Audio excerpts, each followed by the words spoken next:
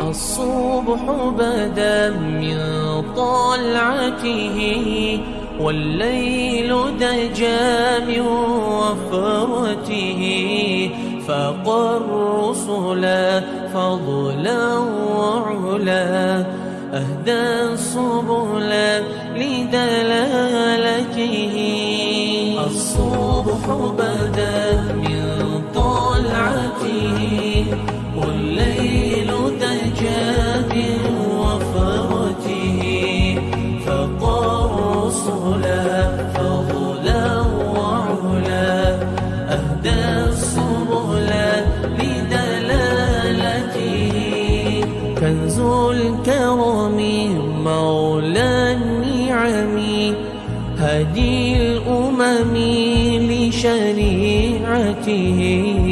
أزكى النسب أعلى الحسب كل العرب في خدمته كل العرب في خدمته.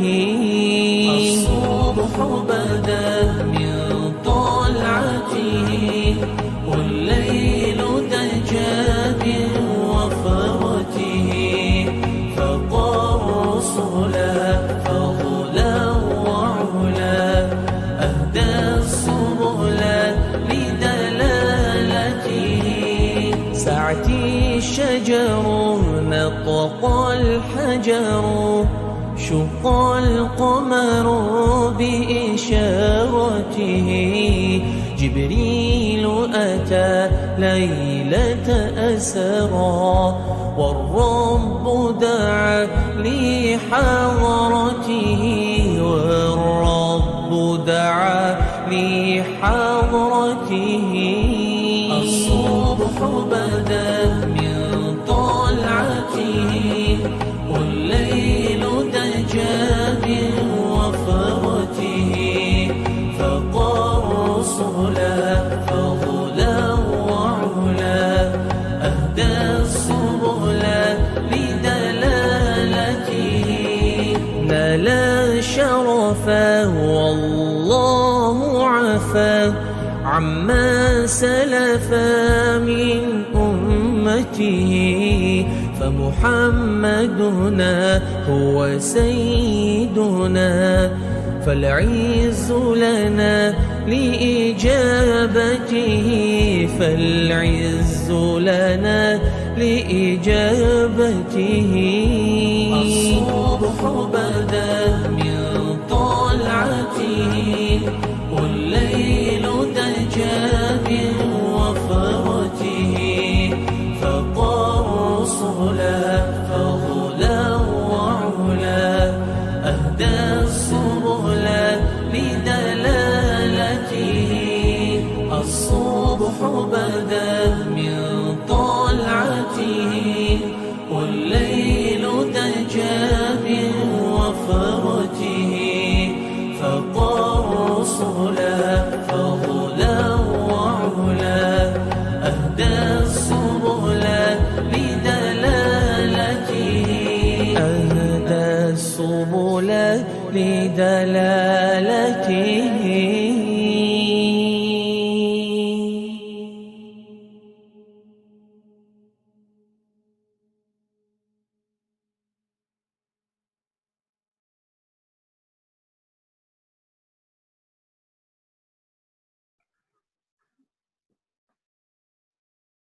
بسم الله الرحمن الرحيم.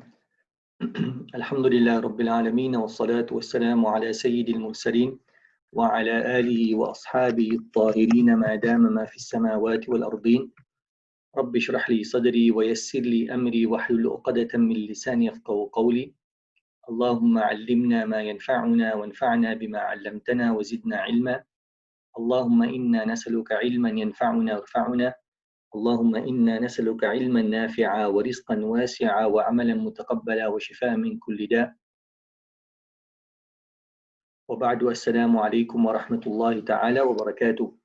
Alhamdulillah, all thanks and praise due to Allah subhanahu wa ta'ala for his many blessings that he has bestowed upon us. We ask Allah subhanahu wa ta'ala to increase us in those blessings.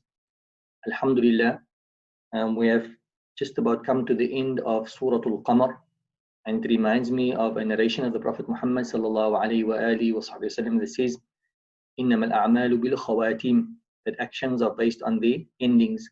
May Allah subhanahu wa ta'ala grant us the best of endings and the best of completions. And may Allah subhanahu wa ta'ala grant it as such that as we are ending the surah, that at this particular junction, this particular point, that Allah subhanahu wa ta'ala bless us with the understanding of the entire chapter, and Allah subhanahu wa ta'ala enable us to revisit the many meanings that we have learned from this particular surah, and inshallah may it avail us in this world in terms of practice, and in the year after in terms of reward bi'idhnillah subhanahu wa ta'ala. So we're going to start from verse number 46 today, which reads, بَلِ السَّاعَةُ مَوْعِدُهُمْ وَالسَّاعَةُ أَدْهَى وَأَمَرُ. Allah subhanahu wa ta'ala continues in this verse warning the disbelievers, particularly the polytheists of Quraysh, Mushriku Quraysh, the polytheists of Quraysh. Allah subhanahu wa ta'ala warns them. So in the verses that we have passed already, Allah subhanahu wa ta'ala warns him about a worldly punishment. And now Allah subhanahu wa ta'ala now takes the opportunity to warn them of an otherworldly punishment. So Allah starts off the verse by using the instrument bal. Rather, we would translate the word bal as rather. So Allah subhanahu wa ta'ala uses this, it's an instrument lil intiqal, to move from one point of discussion to another point of discussion. So Allah was talking about punishment in this world. Now Allah subhanahu wa ta'ala is going to talk about punishment in the year after. So Allah says, Bali sa'atu. The word as-sa'atu, we find that there's an alif lam at the beginning, Bali sa'atu. Rather, as-sa'atu. We translate the word as-sa'atu as the hour. The word as-sa'a can have one of three meanings, as we get in the correction. The one meaning that we use it for would be a watch. هَلْ عِنْدَكَ سَاعَةٌ, do you have a watch? Another usage of the word would be kam as-sa'a, what is the time? So the word sa'a is also used to denote time. But here, very importantly and generally in a Quranic context, when Allah subhanahu wa ta'ala talks about as-sa'atu, it refers and it is used as a proper noun, and it thus serves as a name of the many names of the Day of Judgment. So the word bali sa'atu, referring to the year after, maw'iduhum, Allah subhanahu wa ta'ala says maw'iduhum. In terms of the breakdown, in terms of the basic Arabic, we look at the word maw'iduhum. Maw'iduhum is a mudaf ilay construction. Maw'iduhum, the allotted time. The word maw'id comes from the word wa'ad, and wa'ad refers to a promise. But the promise that is being referred to here is not a wa'adu khairin, a promise of goodness. Rather, it is wa'adu su'in, a promise of punishment, which is negative.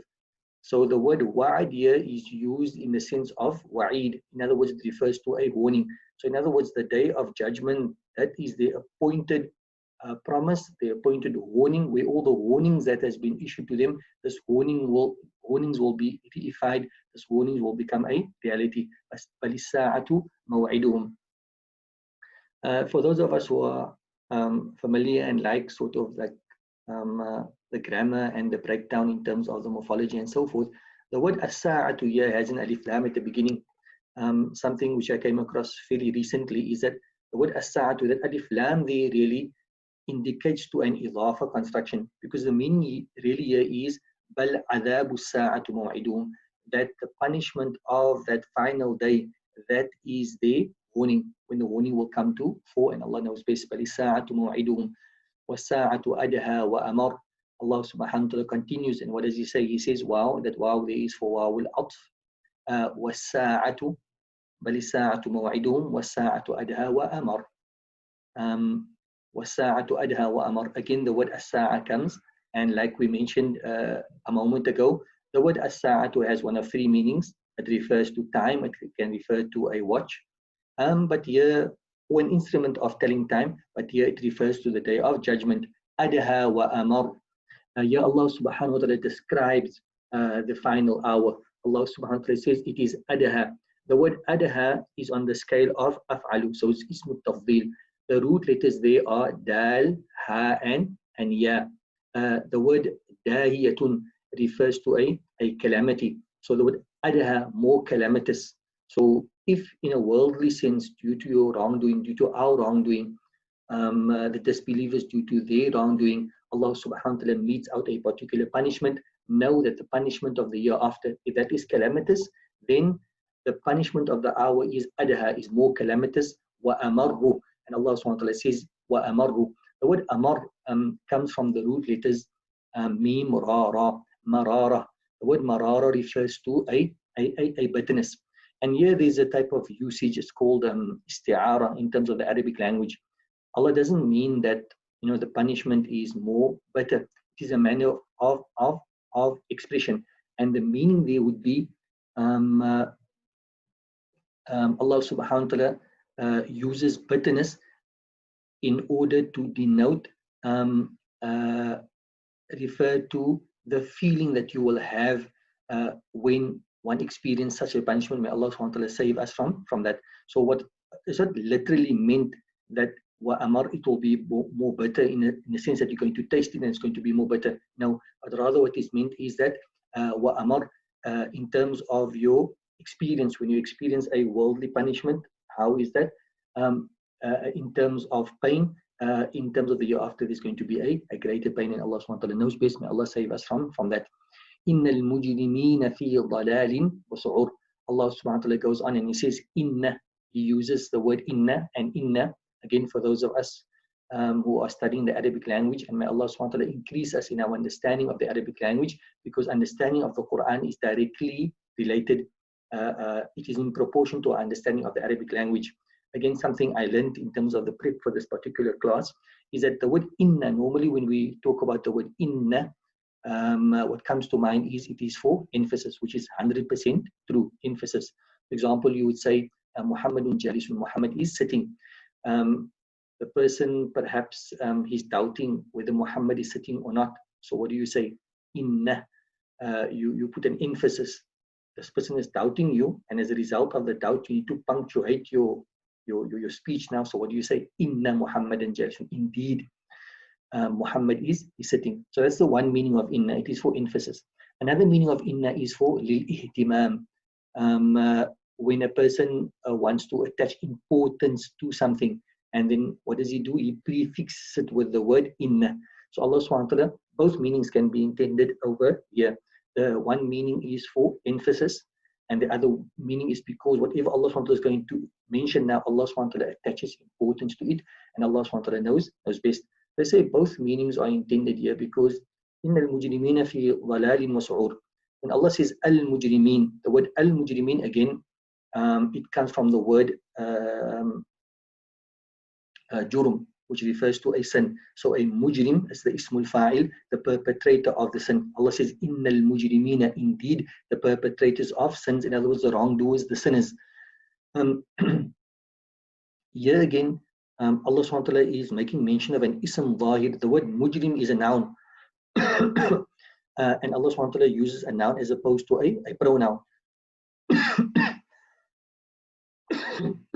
In terms of the general context, we would have expected Allah subhanahu wa ta'ala to use a pronoun here, but Allah subhanahu wa ta'ala uses a noun, and that is because Allah subhanahu wa ta'ala wants to highlight exactly whom Allah subhanahu wa ta'ala is talking about. So who is Allah talking about? Allah is talking about the sinners. And what will the outcome of the sinners be? Innal mujrimina fi dhalalin wa su'urin. They will be in dhalalin. So normally when we hear the word dhalal, we associate two meanings to it. The one is dhalal, which is adamul huda, in other words, the opposite of guidance. And that particular meaning, according to some, is not intended here. The other meaning of dhalal would be khusran, to be at a loss. Innal mujrimeen, talking about the year after, indeed the sinners will be fi dhalalin, at a loss.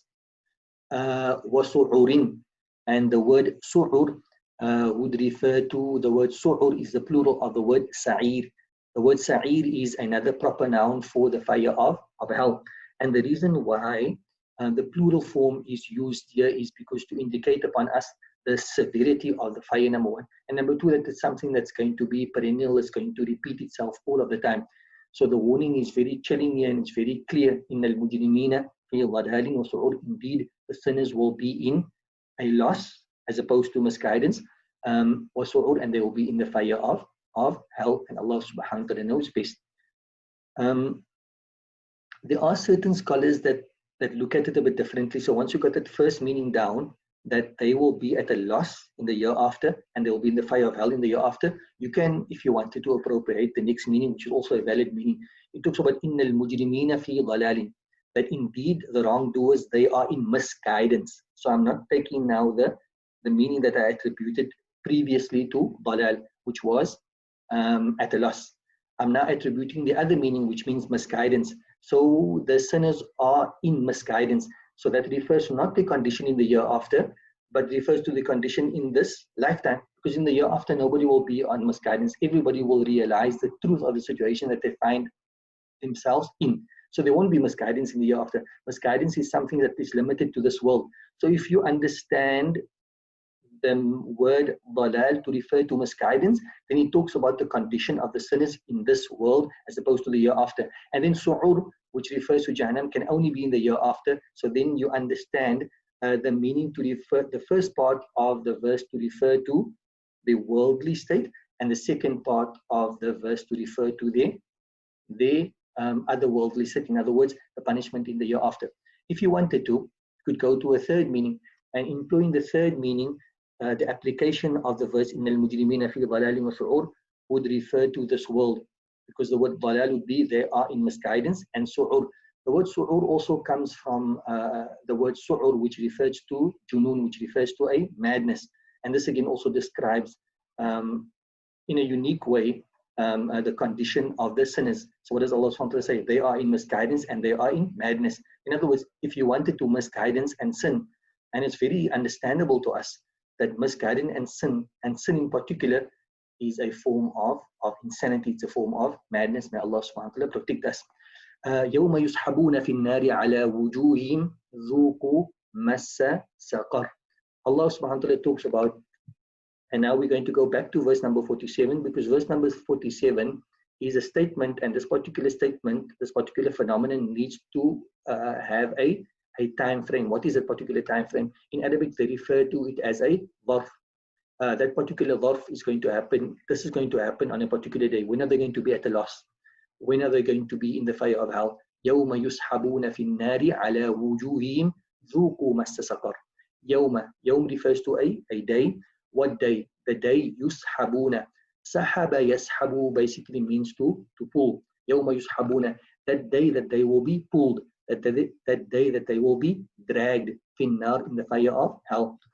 So many other verses of the Quran, they talk about wrongdoers being placed in the fire of hell, and Allah subhanahu wa ta'ala save us from the fire of hell. Here it graphically describes what their condition will be. So those other verses, what does it talk about? It says that they're going to be placed in the fire of hell. There's no way they're going to come out of the fire of hell.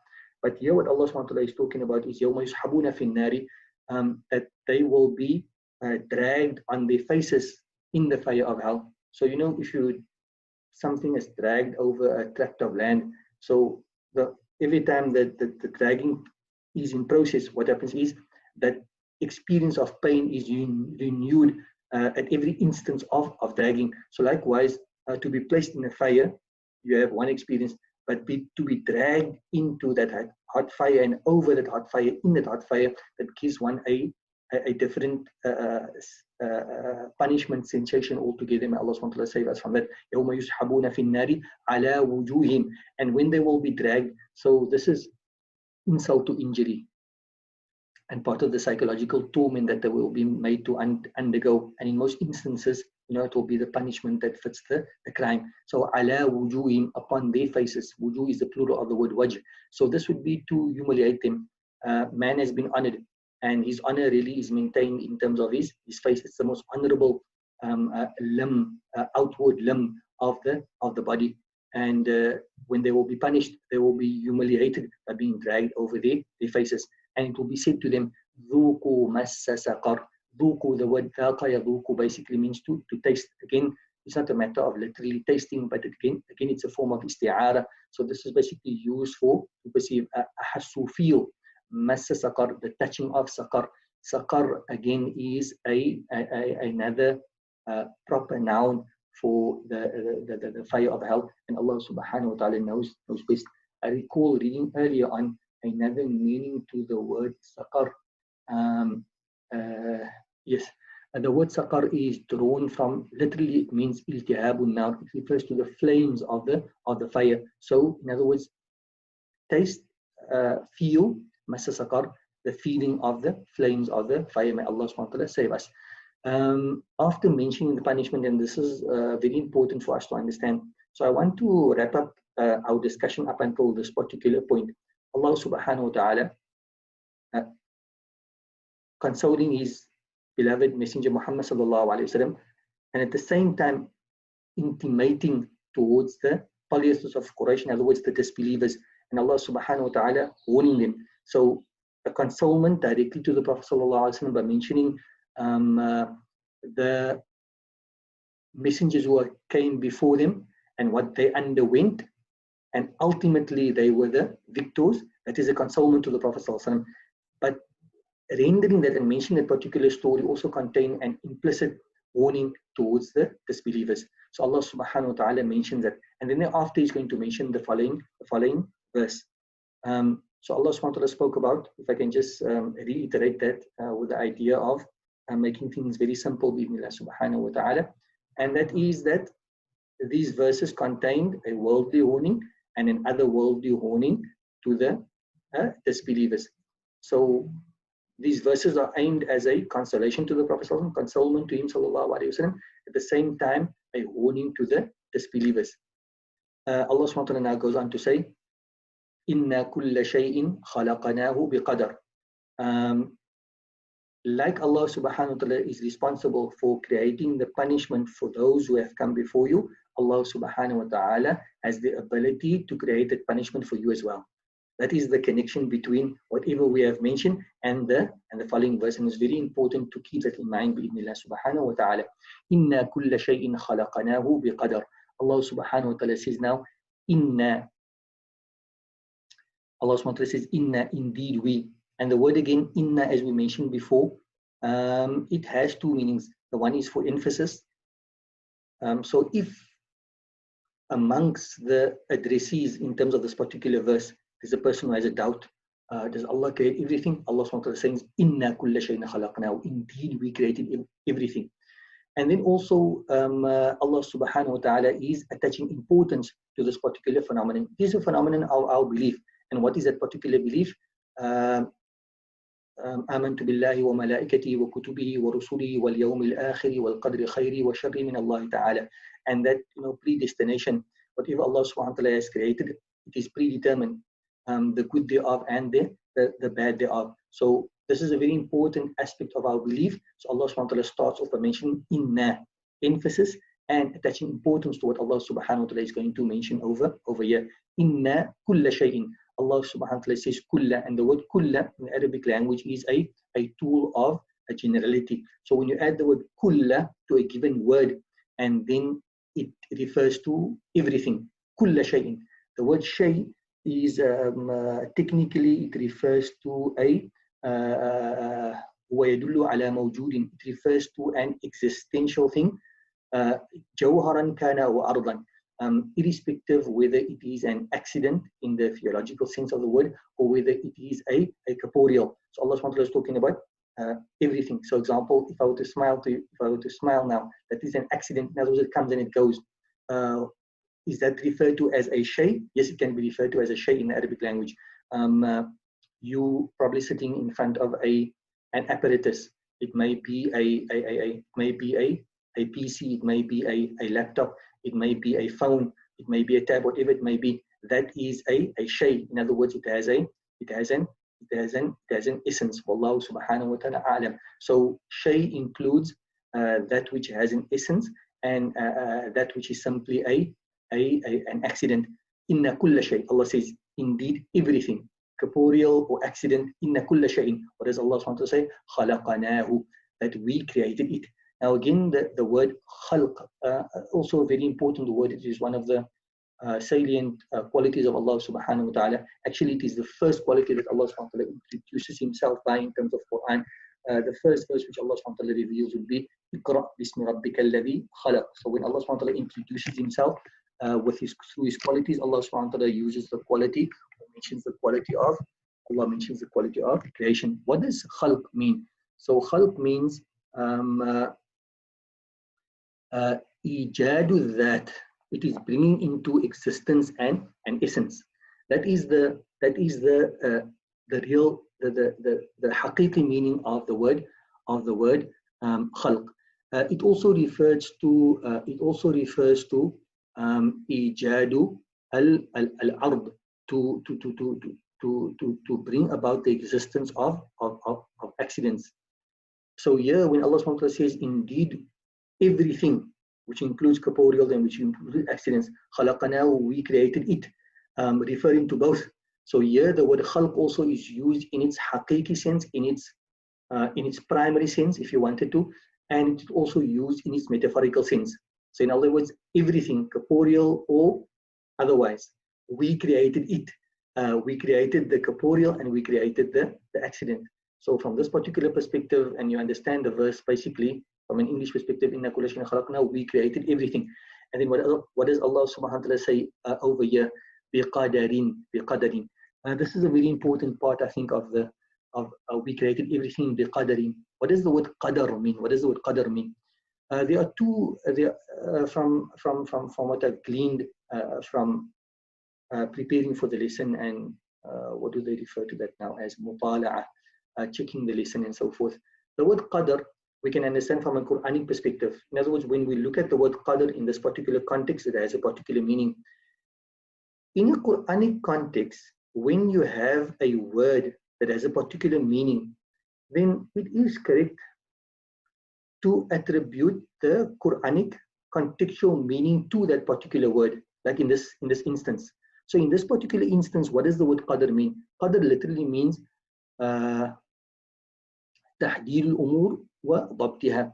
When you wa dabtiha, you know, if I were to give you something and then I give it to you in measure. So in other words, I don't give you I give you monies. So I give you 100 rands. So what am I doing to the rands?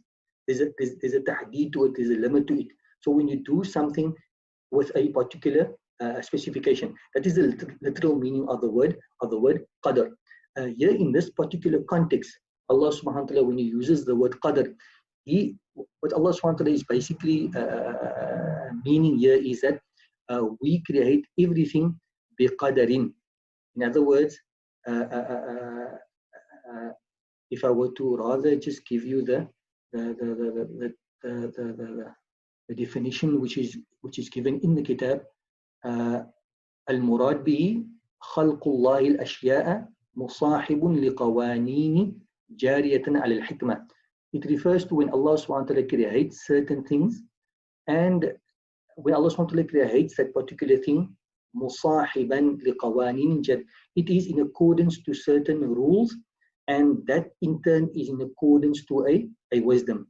That is for a particular wisdom. So when Allah subhanahu wa ta'ala mentions here, inna kulla shay'in khalaqnahu biqadar, that indeed we have created everything. And when Allah subhanahu wa ta'ala talks about creating everything, and then part of that everything is also the punishment which we spoke about earlier on, because the whole context is the punishment, and that is for a particular wisdom. And that wisdom is very apparent. Allah subhanahu wa ta'ala had created the punishment, and the wisdom behind it would be a sense of justice. So the word qadr here refers to a wisdom, and Allah subhanahu wa ta'ala knows best. There are many other verses in the Holy Quran where Allah subhanahu wa ta'ala talks about the creation of the heavens and the earth as we know it, and then Allah subhanahu wa ta'ala ties that to, so the concept of khalq, the concept of creation, is tied into this phenomenon of hikmah. Whatever Allah subhanahu wa ta'ala creates for a particular hikmah. So for example, Allah says, وَمَا خَلَقْنَا السَّمَاوَاتِ وَالْأَرْضَ وَمَا بَيْنَهُمَا لَاعِبِينَ, that we haven't created the heavens and the earth. And the important point here is that Allah created the heavens and the earth. But Allah subhanahu wa ta'ala is quick to tell you that we created the heavens and the earth. We didn't do it la'ibin, that we didn't have anything else to do. So as an act of frivolity and to pass time, as we say, then Allah subhanahu wa ta'ala created the heavens and the earth. No, In another verse, Allah subhanahu wa ta'ala says to us, أَفَحَسِبْتُمْ أَنَّمَا خَلَقْنَاكُمْ عَبَثًا وَأَنَّكُمْ إِلَيْنَا لَا تُرْجَعُونَ. That do you think that we have created you abathan in vain, وَأَنَّكُمْ إِلَيْنَا لَا تُرْجَعُونَ, and you will not return to us. So here we find, what do we find? Allah is creating something, and that creation of Allah subhanahu wa ta'ala is in accordance with certain rules, and those rules are governed by a particular hikmah. If that expression in the English language can be considered to be valid, and Allah subhanahu wa ta'ala knows best. So inna kulla shayin khalaqnahu biqadr. Indeed, we created everything, and everything here specifically refers to the punishment, and that is for biqadarin, for a particular wisdom, and Allah subhanahu wa ta'ala knows best. وَمَا أَمْرُنَا إِلَّا وَاحِدَةٌ كَلَمْحٍ بِالْبَصَرِ. And Allah subhanahu wa ta'ala continues, and these verses are connected to one another, that wow, they would say would be wow al-atf. Certain scholars argue, and for interest's sake, some say that wow can be for tartib, and Allah subhanahu wa ta'ala knows best. وَمَا أَمْرُنَا, and is not our matter. The word amr here refers to sha'an. إِلَّا وَاحِدَةٌ, except one. What does it mean here? There's a portion of the verse which is omitted. It means kalimatun wahidatun. And our matter, when we want to bring about something, we want to bring about the existence of something, the matter of Allah subhanahu wa ta'ala is what? وَمَا أَمْرُنَا إِلَّا كَلِمَةٌ وَاحِدَةٌ. That is not our matter except a single word. And the single word, as Allah subhanahu wa ta'ala explains in many other verses of the Quran, is kun fayakun, be and it is. And we clearly know that Allah subhanahu wa ta'ala is not dependent on the word kun, but rather just for our understanding, Allah subhanahu wa ta'ala refers to it as a word, kalamhim bil basar, like the glance of the eye, when kalamhim bil basar, like when your eye goes open and closed, kalamhim bil basar, like the glance of an eye, and Allah subhanahu wa ta'ala knows best. We go on to the last section, inshallah. Bismillah subhanahu wa ta'ala, and Allah says, وَلَقَدْ أَهْلَكْنَا أَشْيَاءَكُمْ فَهَلْ مِن مُدَّكِرٍ. وَلَقَدْ, and indeed, again there's a double emphasis. وَلَقَدْ أَهْلَكْنَا, أَهْلَكَ يُهْلِكُ, إهلاك means to destroy. وَلَقَدْ أَهْلَكْنَا, and indeed we destroyed أَشْيَاءَكُمْ. أشياءكم, the word ashya is the plural of the word shia. Shia basically refers to a group. Technically, it refers to a group that offers their allegiance to one leader. وَلَقَدْ أَهْلَكْنَا أَشْيَاءَكُمْ, and indeed we have destroyed أَشْيَاءَكُمْ, the likes of you. Here, according to some of the scholars, they say that this address really is addressed to the Quraysh. That we will destroy you like we destroyed the likes of you. فَهَلْ مِن مُدَّكِرٍ, is there a person who would take heed? وَكُلُّ شَيْءٍ فَعَلُوهُ فِي الزُّبُرِ, and everything فَعَلُوهُ which they did فِي الزُّبُرِ is recorded. The word zubur is the plural of the word zabur, which refers to a book. وَكُلُّ شَيْءٍ فَعَلُوهُ فِي الزُّبُرِ, and everything which they did is recorded in a book. وَكُلُّ صَغِيرٍ وَكَبِيرٍ مُسْتَطَرٍ, as if an emphasis for that particular point. Allah subhanahu wa ta'ala says, وَكُلُّ صَغِيرٍ وَكَبِيرٍ مُسْتَطَرٍ, and every small and big thing, mustatar, it has been recorded. إِنَّ الْمُتَّقِينَ فِي جَنَّاتٍ وَنَهَرٍ. Allah subhanahu wa ta'ala had spoken about إِنَّ الْمُجْرِمِينَ فِي ضَلَالٍ وَسُعُورٍ. So when Allah subhanahu wa ta'ala talks about the bad guys, Allah subhanahu wa ta'ala mentioned the good guys. إِنَّ الْمُتَّقِينَ, indeed the God conscious one, may Allah make us from amongst those. فِي جَنَّاتٍ وَنَهَرٍ, they are in gardens of bliss, وَنَهَرٍ, and they are in rivers flowing. فِي مَقْعَدِ صِدْقٍ عِنْدَ مَلِيكٍ مُقْتَدِرٍ, where will they find themselves? فِي مَقْعَدٍ, مَقْعَدٍ refers to a place of sitting. مَقْعَدِ صِدْقٍ, in the best places of sitting. عِنْدَ مَلِيكٍ, by the Malik, a synonym, but because of a different scale. Malikin, from the word Malik, which means king, by the ultimate king. Muqtadir, the one who has power over everything. That Allah subhanahu wa ta'ala grant us to be from amongst the God conscious one, who finds themselves in gardens of bliss, and who finds themselves in rivers flowing, in the company of the divine, bi'idhnillah subhanahu wa ta'ala. وبهذا القدر نختم ولله الحمد. فلله الحمد في البدء والتناهي. فجزاكم الله خيرا، والسلام عليكم ورحمة الله تعالى وبركاته. لا إله إلا الله، لا إله إلا الله، محمد رسول الله عليه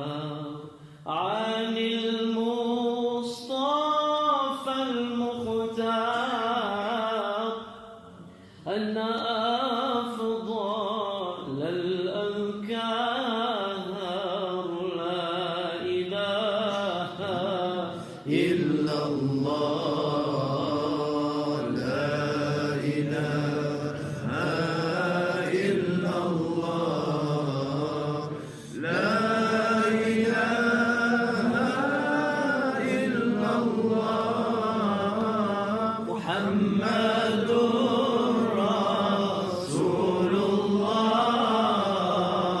عليه صلاة الله هي شفاء الصدور هي نور على نور ذكر ربك الغفور لا إله إلا الله لا إله إلا الله